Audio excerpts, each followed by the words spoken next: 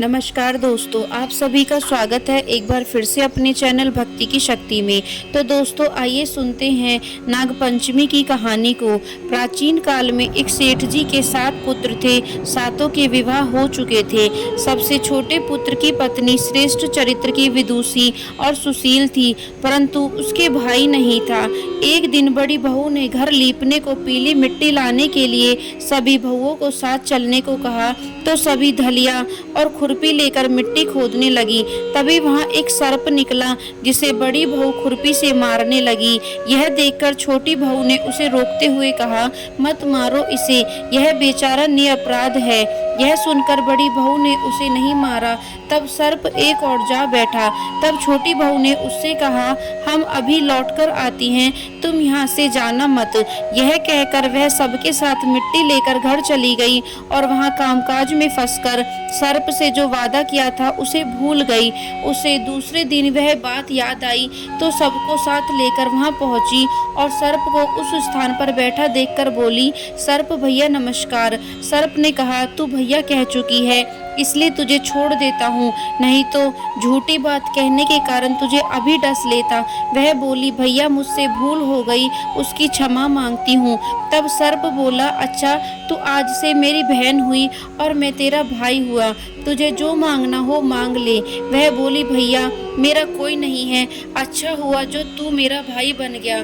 कुछ दिन व्यतीत होने पर वह सांप मनुष्य का रूप रखकर उसके घर आया और बोला कि मेरी बहन को भेज दो। सबने कहा कि इसके तो कोई भाई नहीं था, तो वह बोला, मैं दूर के रिश्ते में इसका भाई हूँ, बचपन में ही बाहर चला गया था। उसके विश्वास दिलाने पर घर के लोगों ने छोटी को उसके साथ भेज दिया। उसने मार्ग में बताया कि मैं वही सांप हूँ, इसलिए तू डरना नहीं और जहाँ चलने में कठिनाई हो वहाँ मेरी पूंछ पकड़ लेना। उसने कहे अनुसार ही किया और इस प्रकार वह उसके घर पहुंच गई। वहां के धन ऐश्वर्य को देखकर वह चकित हो गई। एक दिन सांप की माता ने उससे कहा, मैं एक काम से बाहर जा रही हूँ, तू अपने भाई को ठंडा दूध पिला देना। उसे यह बात ध्यान न रही और उससे गर्म दूध पिला दिया, जिसमें उसका मुख बेहतर जल गया। यह देखकर सांप की माता बहुत क्रोधित हुई, परंतु सांप के समझाने पर शांत हो गई। तब सांप ने कहा कि बहन को अब उसके घर भेज देना चाहिए। तब सांप और उसके पिता ने उसे बहुत सा सोना चांदी जवाहरात वस्त्र आभूषण देकर उसको घर पहुंचा दिया। इतना ढेर सारा धन देखकर बड़ी बहू ने ईर्ष्या से कहा, भाई तो बड़ा धनवान है, तुझे तो उससे और भी धन लाना चाहिए। सांप ने यह वचन सुना तो सब वस्तुएं सोने की लाकर दे दी। यह देखकर बड़ी बहू ने कहा, इन्हें झाड़ने की झाड़ू भी सोने की होनी चाहिए। तब सर्प ने झाड़ू भी सोने की लाकर रख दी। सांप ने छोटी बहू को हीरा मणियों का एक अद्भुत हार दिया था। उसकी प्रशंसा उस देश की रानी ने भी सुनी और वह राजा से बोली कि सेठ जी की छोटी बहू का हार यहाँ आना चाहिए। राजा ने मंत्री को हुक्म दिया कि उससे वह हार लेकर शीघ्र उपस्थित हो। मंत्री ने सेठ जी से जाकर कहा कि महारानी जी छोटी बहू का हार पहनेंगी, वह उससे लेकर मुझे दे दो। सेठ जी ने डर के कारण छोटी बहू से हार मंगाकर दे दिया। छोटी बहू को यह बात बहुत बुरी लगने लगी। उसने अपने भाई को याद किया और आने पर प्रार्थना की, भैया रानी ने हार छीन लिया है, तुम कुछ ऐसा करो कि जब वह हार उसके गले में रहे तब तक के लिए सांप बन जाए और जब वह मुझे लौटा दे तब हीरो और मनियों का हो जाए। सांप ने ठीक वैसा ही किया। जैसे ही रानी ने हार पहना वैसे ही वह सांप बन गया। यह देखकर रानी चीख पड़ी और रोने लगी। यह देखकर राजा ने सेठ के पास खबर भेजी कि छोटी बहू को तुरंत भेजो। सेठ जी डर गए कि राजा ने ना जाने क्या करेगा।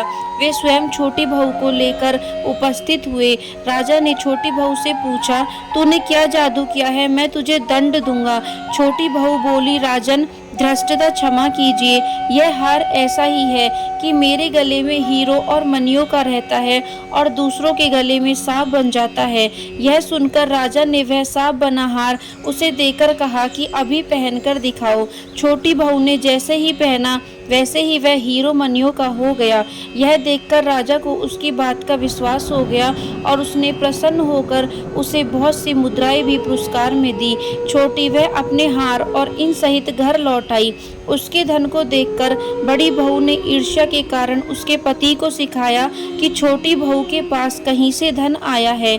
यह सुनकर उसके पति ने अपनी पत्नी को बुलाकर कहा, ठीक ठीक बता कि यह धन तुझे कौन देता है। तब वह सांप को याद करने लगी।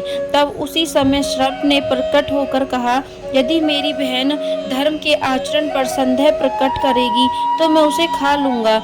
यह सुनकर छोटी बहू का पति बहुत प्रसन्न हुआ और उसने सर्प देवता का बड़ा सत्कार किया।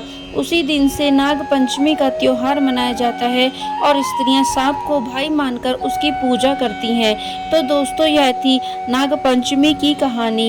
यदि वीडियो आपको पसंद आई हो तो चैनल को सब्सक्राइब करना बिल्कुल ना भूलें और वीडियो को लाइक एंड शेयर जरूर करें।